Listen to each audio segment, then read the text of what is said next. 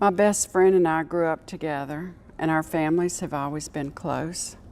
Our daddies went fishing together, and that gave us a lot of time together growing up. Her mother was my other mother. My friend played matchmaker. She introduced me to Mike 3 times. The 3rd time she introduced us, she said, "Now, Ann, pay attention." Her matchmaking was a success, and we had a big church wedding. The groom was handsome in his Air Force uniform, and my best friend was matron of honor. Our son James was born on his father's birthday, and the United States Air Force sent us to England for 2 years. James was the ideal child. He did well in school, athletics, and music. In high school, he went to national competition for poetry, basketball, and piano. James took after his dad, intelligent, handsome, and a sweet personality. They were both blue-eyed blondes with a laid-back temperament. When other mothers would ask how I raised such a good kid, I used to say, "Hold your breath and stay on your knees." I have known from a young age that I had the call of God on my life.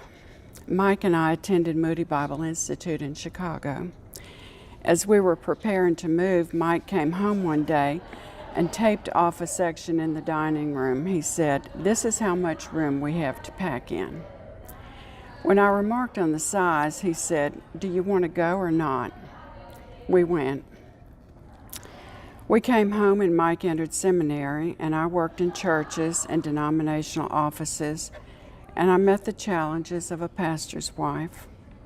I received affirmation from my pastors, teachers, and professors, and I've been encouraged by responses from those I served. I have tried to accept this affirmation and answer yes to exercising God's gifts in me. We appeared to be the ideal family. James was in college, my husband was a pastor, and I had a job I enjoyed. We had a house, 2 dogs, and 3 cars. Then a medical problem led Mike to a doctor's appointment and a diagnosis of stage 4 cancer. After extensive surgery and 3 months of treatment, the doctor said to me, "Miss Cramer, there's nothing else we can do." Mike insisted his work was not finished, but he accepted God's will. He said to me, "The Lord giveth and the Lord taketh away. Blessed be the name of the Lord." Mike was buried at the cemetery of the church he pastored. A 21-gun salute and taps were played, and we were given an American flag. James was in college and living at home. He had to leave school and go to work. 5 years later, James was preparing to return to school. As we drove to my parents' home for a Labor Day cookout, I reminded him, as I had done since he was a small child, of the brass hooks on the Hebrew tabernacle's brazen altar. They were used to keep the offerings centered on the altar. I said I was giving him back to God, as I had always done. James said with such relief, "Thanks, Mom." I said, "I love you, James," and he said, "I love you too." That was our last conversation. When the police came to my door that night, they delivered the news that James had been killed in a traffic accident before I could even sit down. I remembered that when Mike was near the end, since he was a pastor, I told him we had to write his funeral and I didn't know how. He helped me, and then years later, I realized that when my time came, James would have that responsibility. So I wrote my funeral service on a Friday and marked the envelope for my son James. James died that Sunday, and I used that service and the cemetery plot next to Mike. I faced a new beginning following the deaths of my husband and son. I knew that I would continue to serve the Lord as I had always done. I just didn't know how. I knew I needed to complete my theological training, but I didn't know how I could finance it.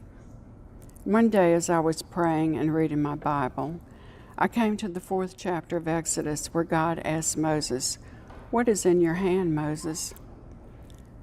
Moses felt he was not qualified and gave excuses, but he had a staff. God showed him how much power it would have. I looked at my hands. I realized I can work. I knew then that I would find a way. I sold the house and enrolled in seminary and served as a short-term missionary in Indonesia with the International Mission Board. After 4 years of full-time studying, working 2 jobs, and serving an internship, I was about to graduate when a church issued a call to serve as minister. I asked whether the vote was unanimous. It was. I was to come in 2 weeks, so I needed a place to live. They were looking for something unfurnished since I had furniture, but all they could locate was a furnished apartment. 1 week later, Hurricane Katrina arrived in New Orleans. The church called and said, "Come now." Since I lost everything in the storm, I took the furnished apartment. When I arrived at the church in Mississippi with the road map on my steering wheel, everything was ready for me to move in. When New Orleans was reopened after the storm, I returned to see what I could salvage. I asked God to let me find my wedding ring. I didn't find it, but I did find my husband's wedding ring and seminary ring. We went down with a U-Haul and came back with it empty. Once again, a new beginning. I was in a great church and really loved the work. I was there only 2 years when my sister was diagnosed with cancer, stage 4. My mother had Alzheimer's and lived with her since our father died. I was faced with a difficult decision: to remain in a wonderful place in a church I loved or to help my family. I never wanted to return to Baton Rouge with all the memories there, but I did. Our mother died 4 years later. My sister fought the cancer for 6 hard years. We read in 2 Corinthians 4:8 and 9, "We are afflicted in every way, but not crushed, perplexed, but not despairing, persecuted, but not forsaken, struck down, but not destroyed." I grew up with the example of strong women, benefiting from 12 years of school and 2 years of college with the School Sisters of Notre Dame. Their education and example have played a big part in my spiritual formation and training. I encountered another new beginning several years ago when I started working with Kairos Prison Ministry. I'm a clergy volunteer at LCIW, the Louisiana Correctional Institute for Women. I have ministered on several Kairos Inside weekends as clergy team leader. I'm now clergy spiritual director on the advisory council. Though each of us are flawed, imperfect people, we are the eyes, ears, voice, hands, and feet of Jesus. The work is challenging, but the help and strength are always there. In Kairos training, clergy are responsible for spiritual formation of the team, giving talks and meditations, working with other clergy, assigning clergy talks, and leading spiritual experiences for the team.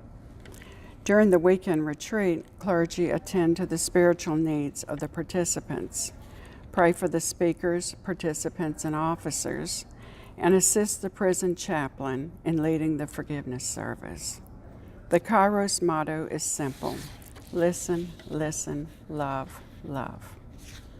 In Kairos Advisory Council, the clergy spiritual director is responsible for recruiting and qualifying clergy team members, giving devotionals, and writing for the newsletter. My aunt died in July of 2016, and the family requested that I conduct graveside services. A week later, my younger brother Vic died of a sudden heart attack. 6 days later, my house flooded, and I moved in with my older brother, Eddie. We couldn't bury Vic for another month due to the flooding. My best friend gifted our family with 2 cemetery plots, and I had the privilege of officiating at Vic's interment. I recall the words of the hymn, "Through many dangers, toils, and snares I have already come. 'Tis grace that brought me safe thus far, and grace will lead me home." LCIW also flooded in 2016, and I understand the women's anxiety and stress over the loss of belongings and a place to live. But in my case, I've had the encouragement, help, and support of people in my church and my office who spent days emptying my house for reconstruction, moving to storage facilities, and then returning back home. My former pastor and a team from my church in New Orleans came to do the cleanup after the demolition and even weeded my flower beds. Last year, my brother Eddie joined University Baptist Church, and he recently requested that I baptize him. In the 11 years I have been back in Baton Rouge, I've lost a brother, my sister, my mother, my other mother, 3 aunts, 2 bridesmaids, and 1 sister-in-law. I've been asked how I cope and even have joy in the middle of all that life gives us. I try always to remember Psalm 22:3, God inhabits the praises of his people. In 2 Corinthians 12:10 we read, "That is why, for Christ's sake, I delight in weaknesses, in insults, in hardships, in persecutions, in difficulties. For when I am weak, then I am strong."